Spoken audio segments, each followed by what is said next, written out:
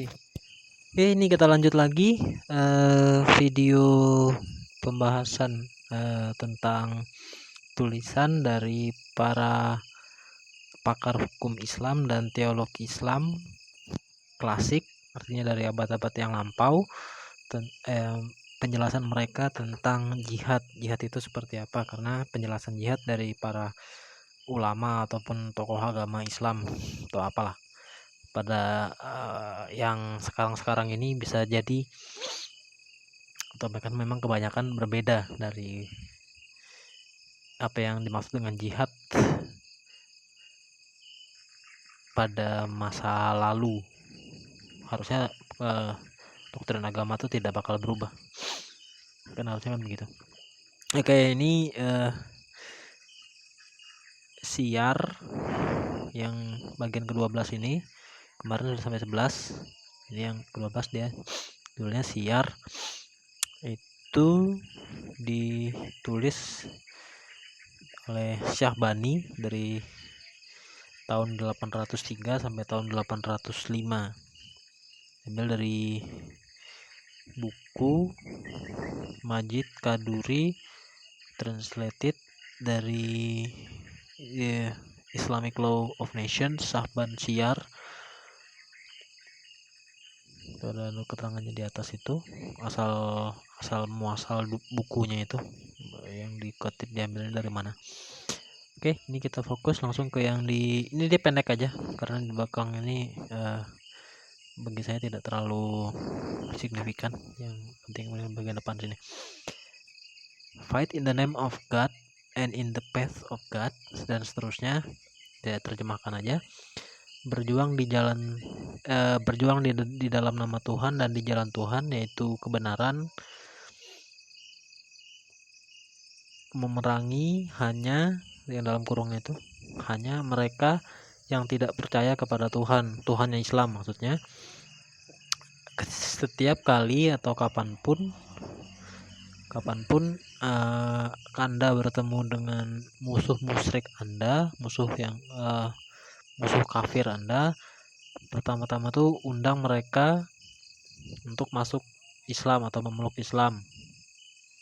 Ajak mereka untuk masuk Islam. Jika mereka melakukannya, artinya jika mereka mau, terimalah dan biarkan mereka, tinggalkan, jangan diganggu. Maksudnya itu, let them alone.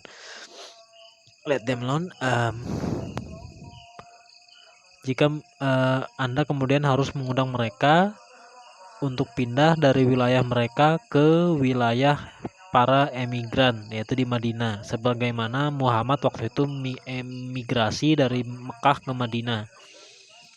Dia melarikan diri ke sana, ngumpet.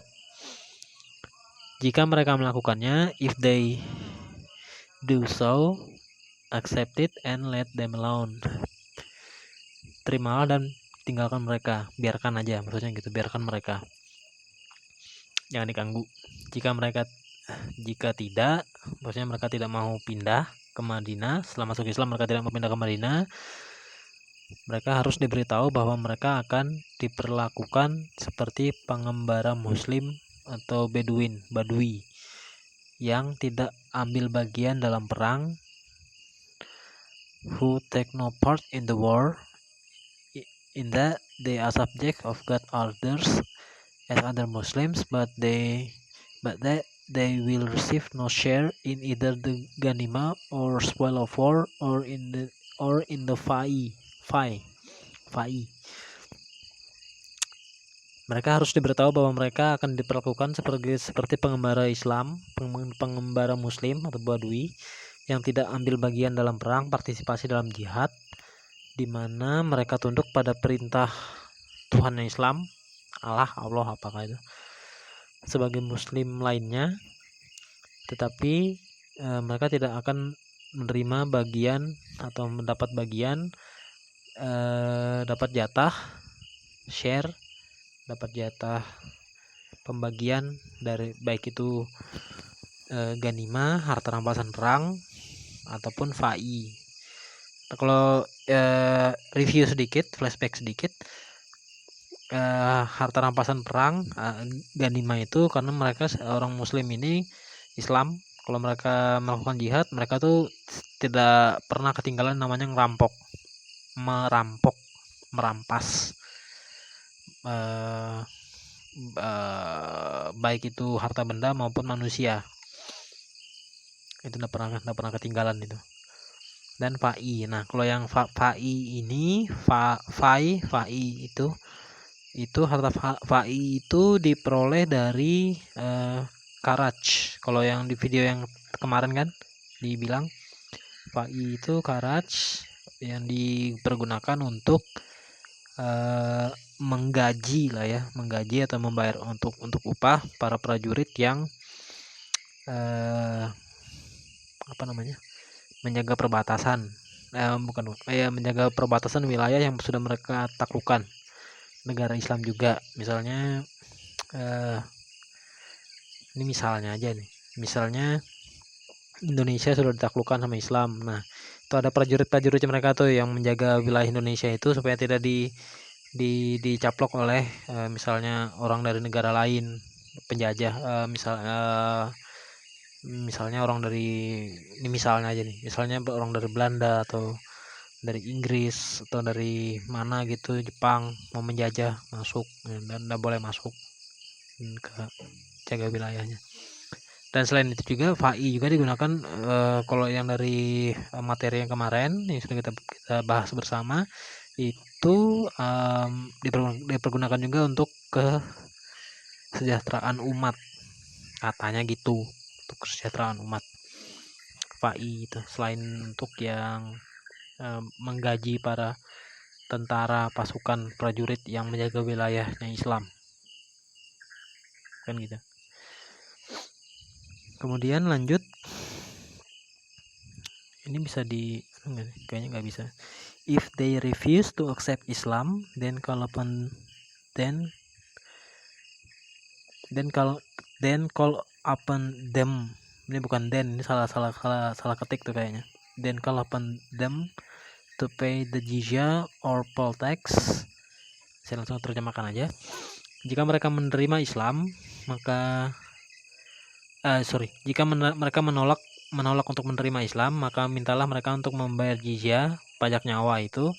Jika mereka melakukannya, terimalah dan biarkan mereka, tinggalkan aja. Tinggalkan maksudnya jangan diganggu maksudnya. Biarkan mereka.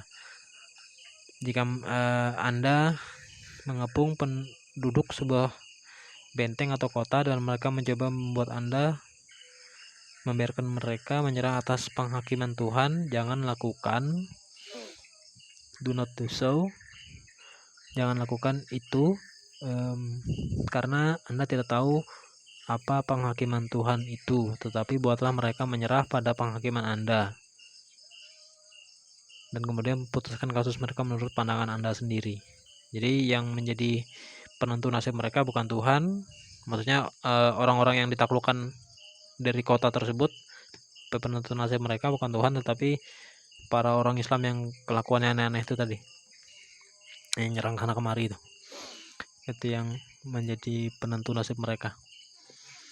Kemudian lanjut bawahnya ini ada, nah ini sedikit aja, bawahnya ini nggak usah, ini dia cuma kayak model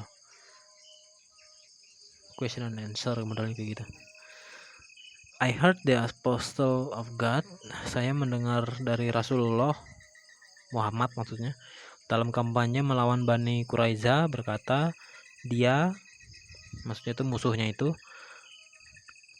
yang telah mencapai usia puber atau sudah lewat harus dibunuh, tetapi yang belum mencapai masa puber itu harus dibiarkan maksudnya jangan dibunuh. Kalau mau ditawan, diculik bisa aja, tapi jangan dibunuh. Makanya kalau sudah pernah ngikuti video-video pembahasan tentang jihad ini, perempuan dan anak-anak itu tidak dibunuh. Dan di sini dikatakan he, laki-laki, bukan she atau they. Kalau they itu kan bisa gendernya kan bebas, misalnya laki-laki bisa perempuan, tapi ini he, khusus laki-laki dia. itu pasti biasanya dibunuh. Memang kelakuannya. If the army of Islam attacks the territory of war, jika tentara Islam menyerang wilayah perang dan itu adalah wilayah yang telah menerima undangan untuk menerima Islam, ya artinya sudah pernah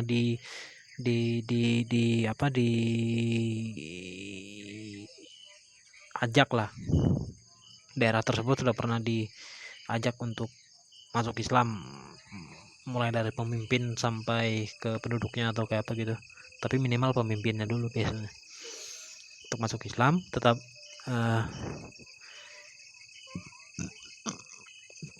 it is commendable if the army renew the invitation, but if it fails to do so, it is not wrong.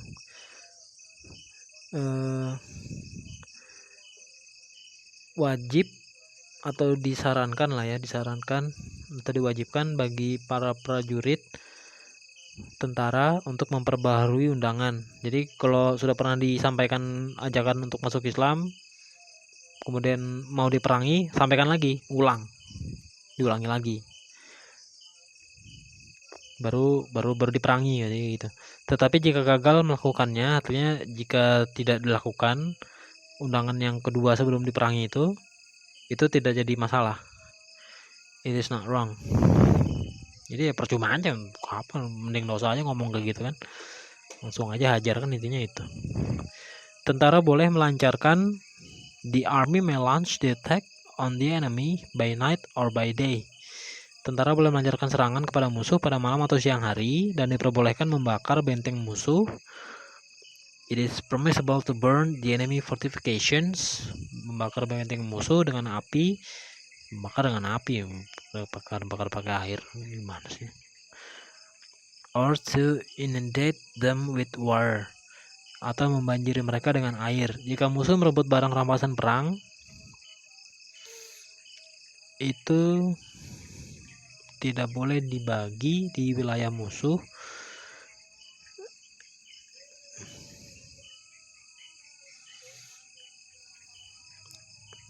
If the enemy captures any, tidak boleh dibagi di wilayah musuh. Maksudnya harta rampasan perang yang sudah mereka habis jarah dari kota itu tadi kan, itu tidak boleh dibagi di situ, di kota itu. Kita bawa kabur dulu. Tidak boleh dibagi wilayah musuh sampai muslim membawanya ke tempat yang aman dan memindahkannya ke wilayah Islam. Nah, dibawa kabur dulu, bawa pulang semua, nah baru dibagi di sana. Karena kalau dibagi, dan menurut mereka nggak boleh dibagi-bagi di lokasi perang itu tadi. Atau apa, mungkin jaga image atau apa, nggak ngerti juga. Tapi intinya begitu. Kemudian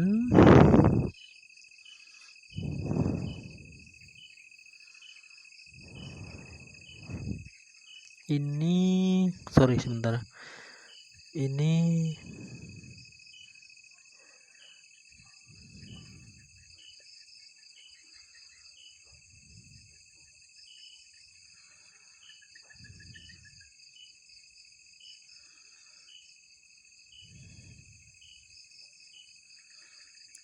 nih kalau mau lihat tanya jawabnya bisa aja nih, ke sini kita bahas aja nih. Tapi sambil lalu aja, ini udah terlalu jelas juga, memang sudah kelakuan.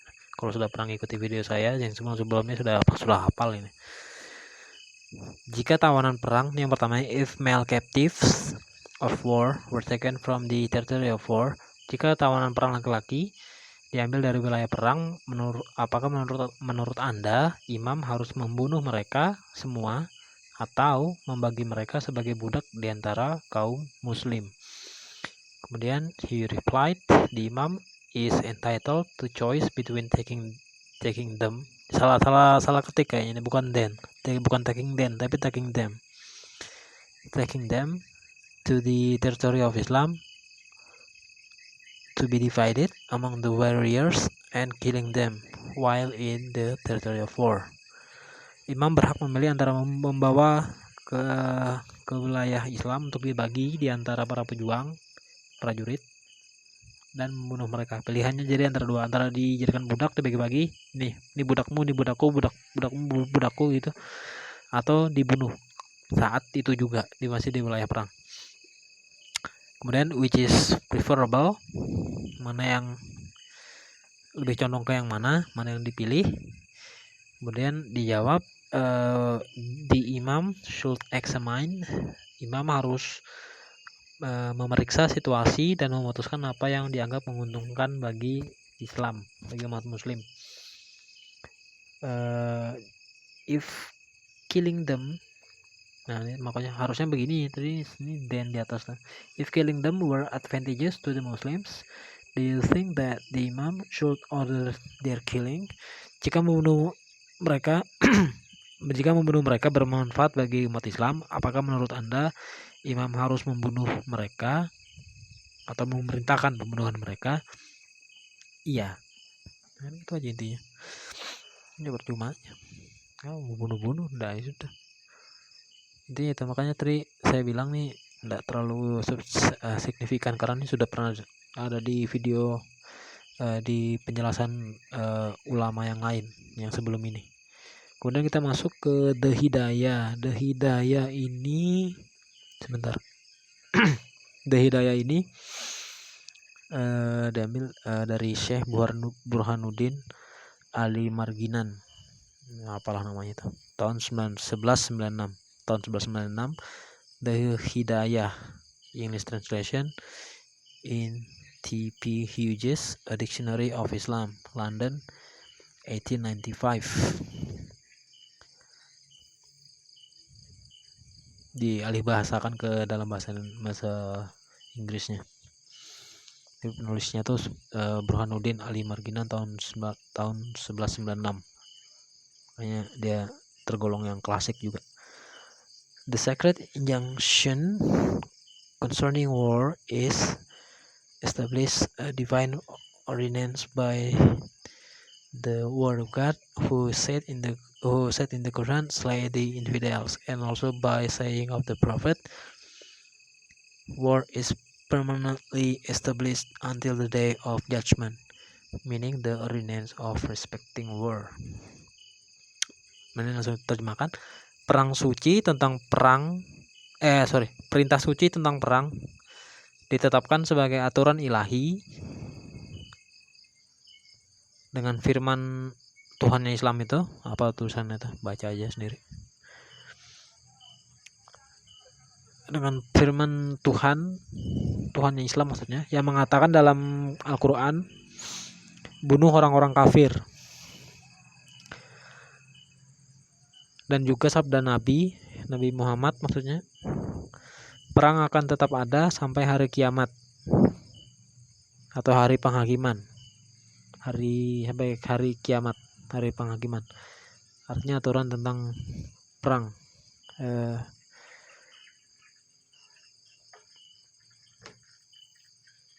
Perang itu tetap ada sampai hari kiamat, sampai hari penghakiman, dan perangnya itu tentang membantai atau membunuh orang kafir. Intinya itu, jihad itu intinya itu. Sampai tidak ada lagi agama selain Islam. Intinya kan itu, mengislamkan orang. Jadi,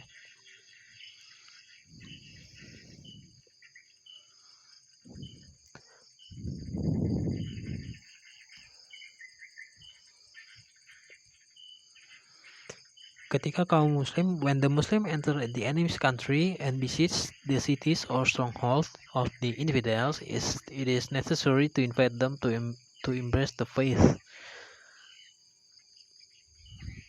Ini kita fokus yang ditandain aja nih, karena nih kalau nggak di gitu terlalu panjang. When the Muslim enter the enemy's country and besiege the cities or strongholds of the infidels, it is necessary to invite them to embrace the faith.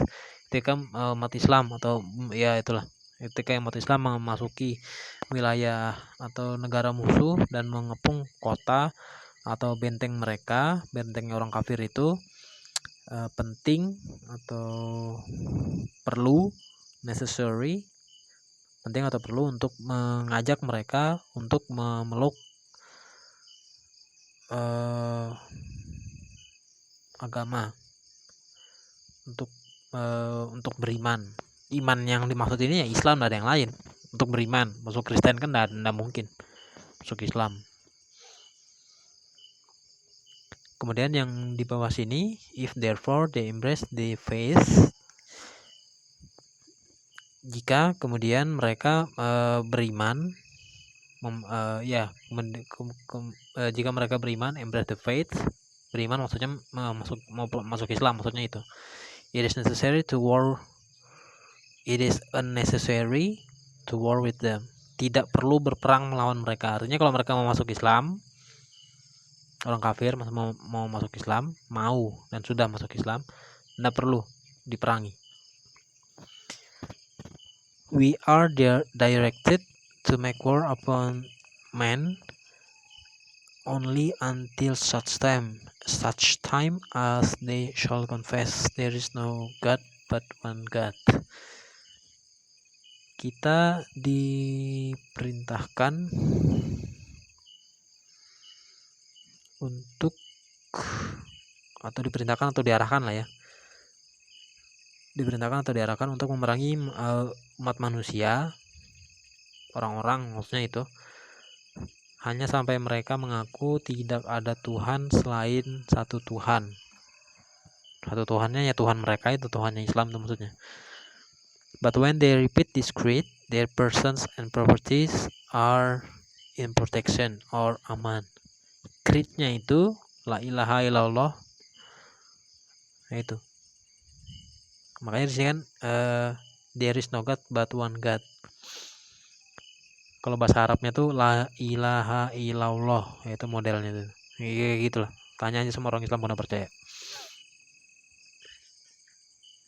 Itu creednya, credo, syahadat. Kalau nggak tahu syahadat, kalau nggak tahu credo syahadat. Tetapi jika mereka mengulangi syahadat ini, diri mereka dan harta benda mereka berada dalam perlindungan, aman, berada dalam perlindungan. Terlindung dari siapa? Terlindung dari orang-orang Islam ini yang sukanya ngerampok, menjarah, bunuh orang, sama memperkosa istri orang, apa segala macamnya. Ini ada saya ketandai warnanya beda, bukan kuning. Ini karena ini salah ketik, makanya saya tandai warnanya beda. Ini. If they, bukan do accept tapi do not accept, itu harusnya. If they do not accept the call to faith, they must then be called upon to pay jizya or capitation tax, because the Prophet directed the commanders of his armies so to do, and also because by submitting to this tax, war is forbidden and terminated upon the authority of the Quran. Jika mereka menolak untuk beriman, menolak panggilan untuk beriman, artinya menolak untuk masuk Islam, artinya gitu. Sederhananya aja. Jika mereka menolak untuk beriman atau masuk Islam, mereka kemudian harus diajak atau dipanggil untuk membayar jizya, pajak kapitasi. Karena Nabi memerintahkan para panglima tentaranya untuk melakukannya, dan juga karena dengan tunduk pada pajak ini perang dilarang dan dihentikan atas otoritas Al-Quran.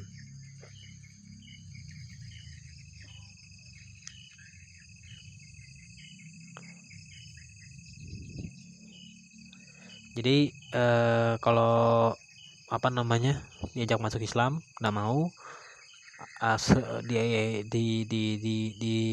dijelaskan lah, kalau kamu udah mau masuk Islam kamu harus bayar jizya, memberikan jizya, atau ya memberikan lah ya, bukan membayar. Nggak ada utang apa-apa kok, bayar, memberikan jizya, pajak kapitasi, pajak nyawa, seperti yang diperintahkan oleh Nabi kepada komandan perangnya. Dan perang dihentikan kalau orang sudah memberikan jizya, tidak boleh diperangi lagi. Tetapi ini ada dalam kurungnya ini, seruan untuk membayar pajak kapitasi ini hanya menghormati mereka yang darinya pajak kapitasi dapat diterima, atau seperti orang-orang murtad dan orang-orang musyrik Arab yang menyeru mereka membayar pajak adalah sia-sia. karena tidak ada yang diterima dari mereka kecuali memeluk Islam seperti diperintahkan Al-Quran. Jadi kalau orang-orang bayar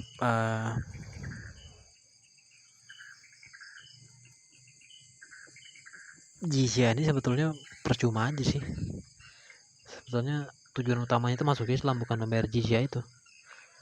Makanya kalau mengikuti video saya yang sebelumnya penjelasan tentang jihad-jihad yang macam-macam ini, ketika orang membayar jizya itu memberikan jizya itu, kondisi mereka itu bukan diperlakukan seperti manusia, seperti binatang bahkan, karena mereka harus humiliated, harus direndahkan serendah-rendahnya kayak binatang, kayak bukan manusia mereka dianggap.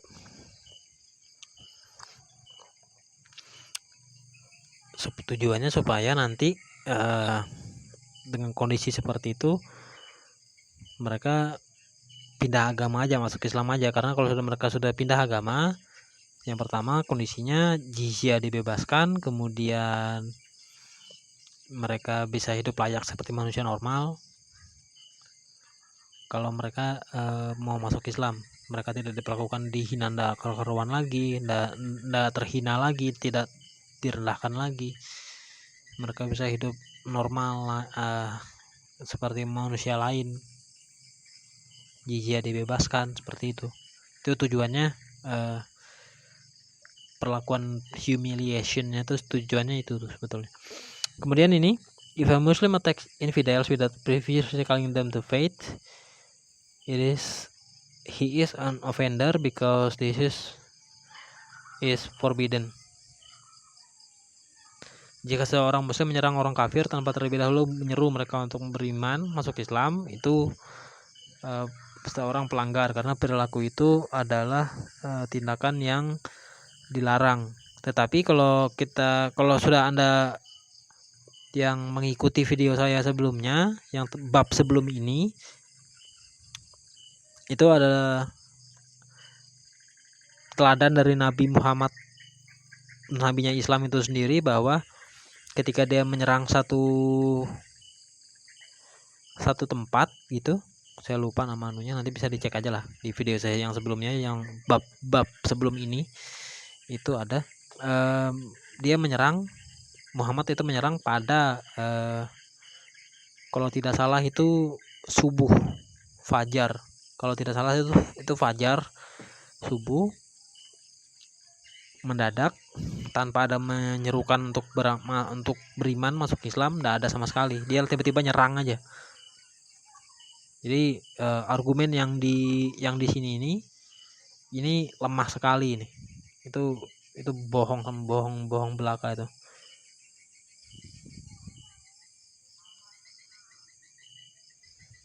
Makanya di sini yang bawah-bawahnya tidak saya tandai, makanya yang saya tandai ini dan ini, he is not liable to a fine. Jika muslim menyerang kafir tanpa ada seruan sebelumnya untuk beriman masuk Islam, dia tidak bisa dihukum. Tidak bisa dihukum artinya tidak salah. Maksudnya itu. Makanya saya tidak tandai tengah-tengahnya, itu saya tandai ujung-ujungnya aja. Karena teladan dari Nabi Muhammad pun begitu. Itu yang dicontoh. Plunders as soon as is for tribe of Mustalik by a surprise.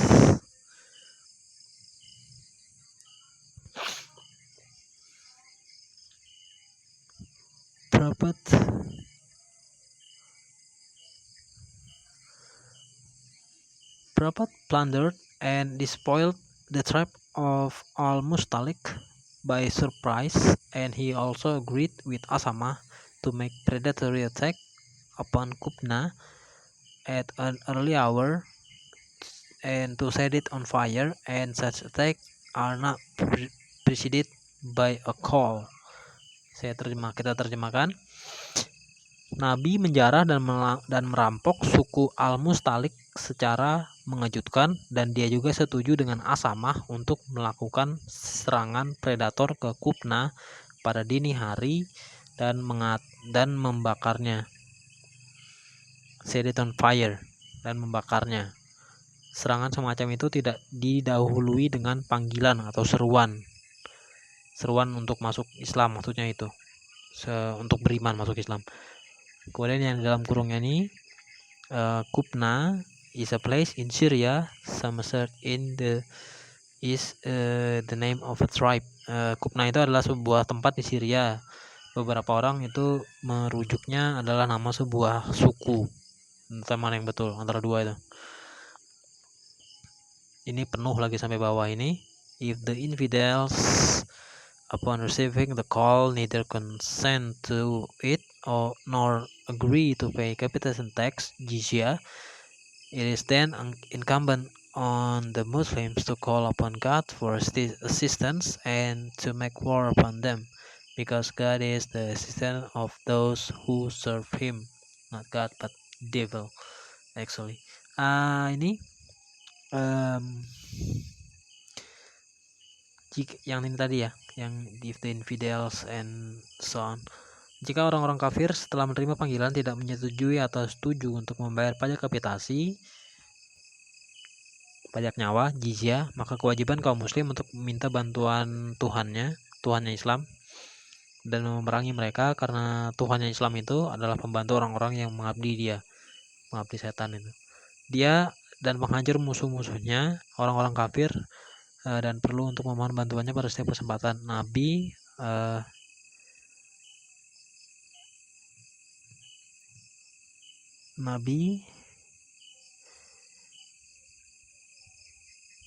terus gimana tadi? Sorry. Because the system of the servant destroy the infidels, and it necessary to implore his aid upon the occasion. The Prophet moreover commands us to Nabi lebih lanjut memerintahkan kita untuk melakukan seperti itu. And having so done, Muslim must then with God's assistance attack the infidels with all manner of warlike engines. Setelah melakukannya, umat Islam kemudian harus dengan bantuan Tuhannya Islam itu menyerang orang-orang kafir dengan segala macam mesin perang, seperti yang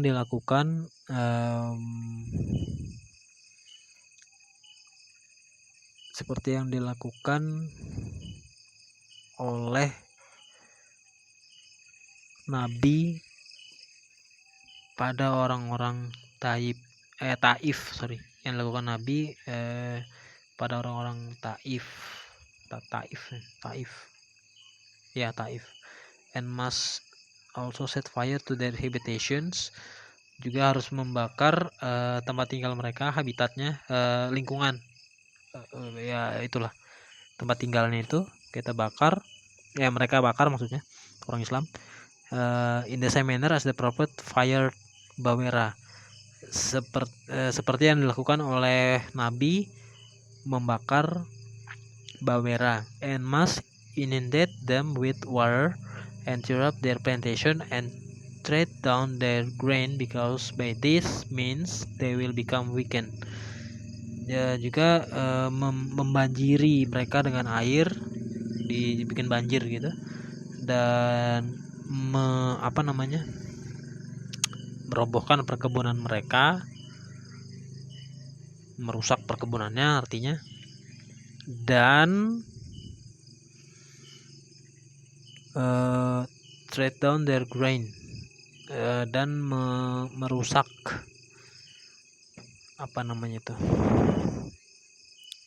menginjak-injaknya, artinya merusak lah ya, merusak gandum mereka, karena dengan cara ini akan melemahkan mereka. And their resolution will fail and their force be broken. By this means, therefore, all sanctified by the law. Resolusi mereka akan gagal, kekuatan mereka dipatahkan, dan semuanya ini dibenarkan oleh hukumnya Islam maksudnya, bukan hukum internasional kan. Itulah penjelasan dari Syekh Burhanuddin Ali of Marginan, dari Marginan, tahun 1196. Ini sudah 34 menit, masih cukup satu kali lagi, mungkin satu tokoh lagi sepertinya.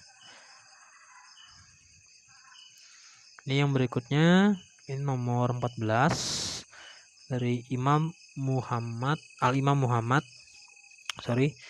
Ibn Idris Safis al-Risla Fius, apakah itu al-Fiq, apa, saya nggak ngerti bacanya itu, sorry. Kemudian di sini itu ditulis oleh Al-Syafi'i tahun 820. Al-Imam Muhammad Ibn Idris Al-Syafi'i Al-Risalah fi Usul al-Fiqh, Treatise on the Foundations of Islamic Jurisprudence. Itu dia. Itu terjemahannya tuh kalau dalam bahasa Inggrisnya begitu. Karena ini kan di translated into English. Syafi'i menjawab, Allah telah memberlakukan kewajiban jihad seperti yang tercantum. Bisa diblok enggak nih? Oh, bisa. Saya kira enggak. Sorry. Ini biar baca gampang.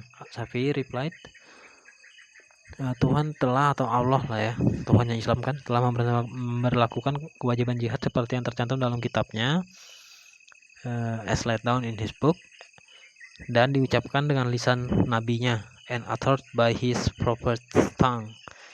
Dia menekankan panggilan pada manusia untuk memenuhi panggilan jihad seperti berikut. Ya, kita langsung aja, kayaknya baca semuanya aja biar paham konteksnya. Tolong perhatikan. Tuhan telah membawa, atau Allah kali ya, Tuhannya Islam kan. Tuhan telah membawa orang-orang mukmin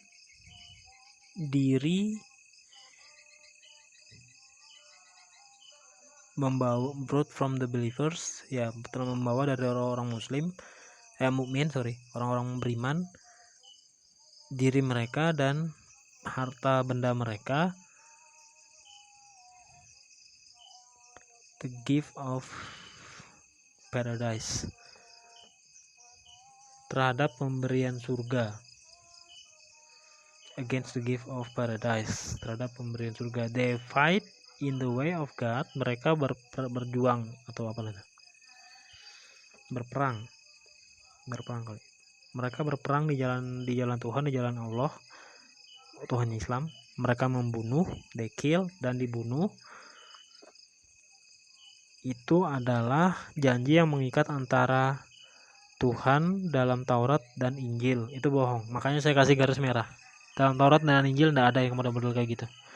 Dan dalam Quran, kalau dalam Qurannya iya, kalau dalam Injil dan Taurat tidak ada kayak gitu.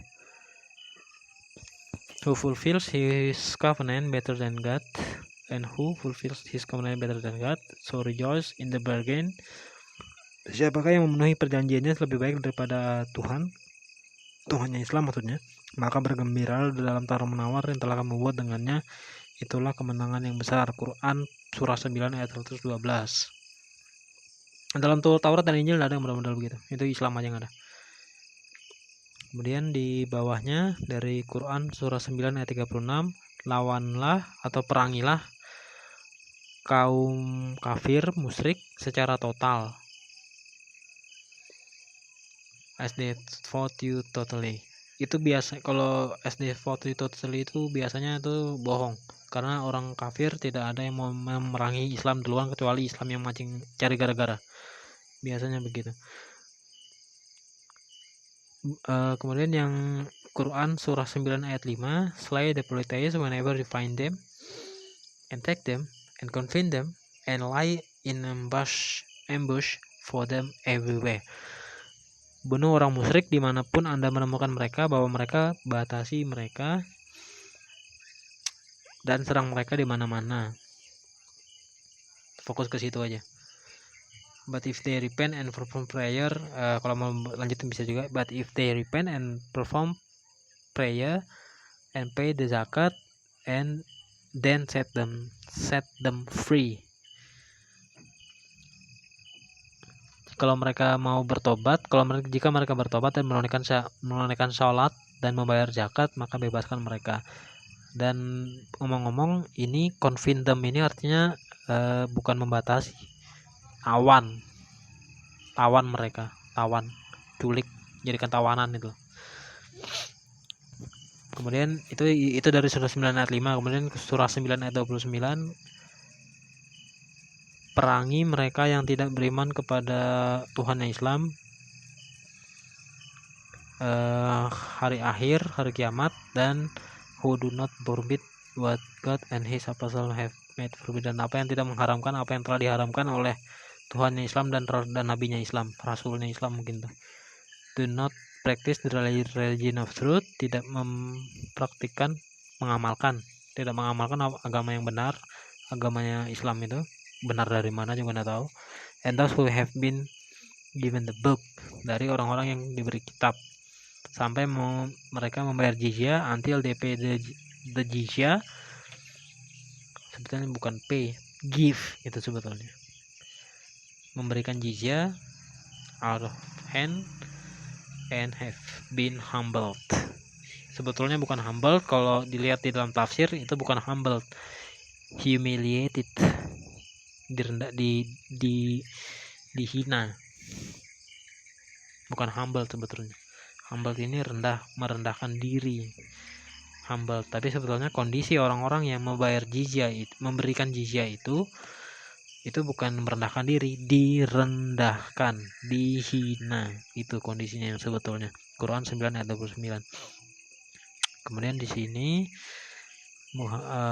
Abdul Aziz bin Muhammad Asdalatullah dan seterusnya, ini apa segala macam. I shall continue to fight the unbelievers. They say there is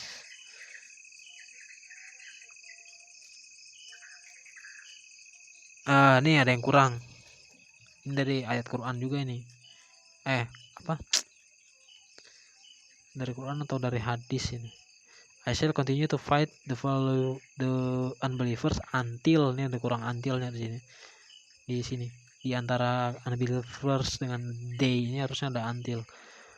I shall continue to fight the unbelievers until they say. Aku akan terus memerangi orang-orang kafir sampai mereka mengatakan la ilaha illallah. Itu ini. There is no God but God. La ilaha illallah. Itu. Nah, pertanyaan tanya sama orang Islam. If they make this pronunciation, they shall be secured their blood and property. Jika mereka mengucapkan ini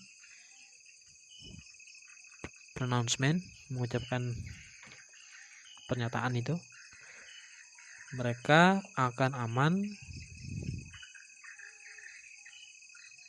darah mereka, maksudnya nyawa mereka, dan harta bendanya, property, unless taken for price and abuse. God. Tapi makanya saya sampai situ aja nandainya. And God, glory dan Allah, itu maksudnya itu dari Quran surah 9 ayat 38 sampai 39. Ini go forth in the way of God, pergilah di jalan Allah, Allahnya Islam. You sink down the ground, if you do not go forth, he will inflict upon you painful punishment. Jika kamu tidak pergi berjihad, maksudnya itu tidak pergi berjihad, dia akan menimpakan kepadamu azab yang pedih. Ini kalau orang Islam tidak mau pergi maju berjihad, itu akan mendapatkan hukuman. Perjuangan.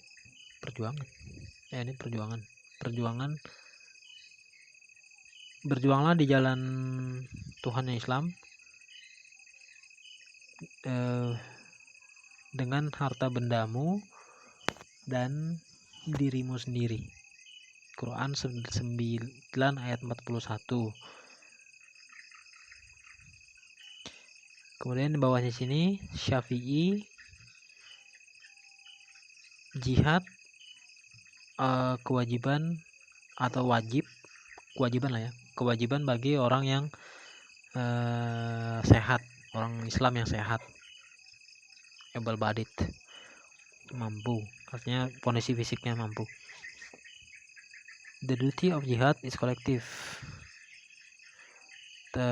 Tanggung jawab jizya itu, atau tugas jizya itu adalah tugas atau tanggung jawab kolektif. Those who perform it in war against the polytheists, yang berperang melawan orang-orang kafir, melakukan perang terhadap orang-orang kafir maksudnya, akan mendapatkan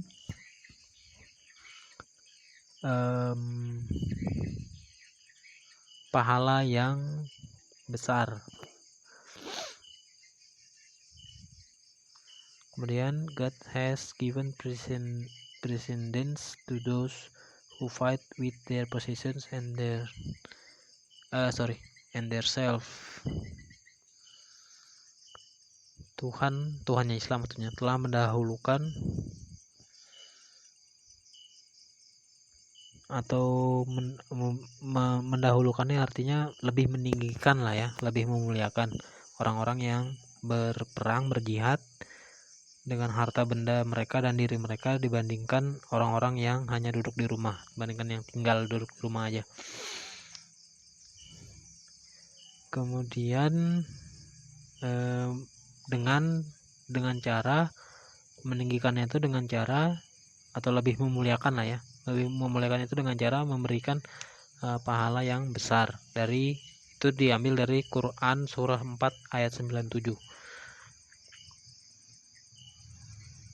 Jadi itulah dorongan-dorongan atau bisa dibilang bujukan, iming-iming, ya itu lebih pas, iming-iming bagi orang Islam atau kepada orang Islam maksudnya. Iming-imingnya dari nabi mereka sendiri, ya biarin aja. Iming-iming terhadap atau kepada orang Islam untuk melakukan jihad, yaitu itu dasar-dasarnya itu. Dan itu juga sudah dijelaskan oleh, untuk yang episode kali ini, tiga orang ulama Islam, ulama klasik yang menjelaskan hal tersebut, bukan saya ngarang-ngarang. Kalau orang bilang kamu ngarang-ngarang akan repot.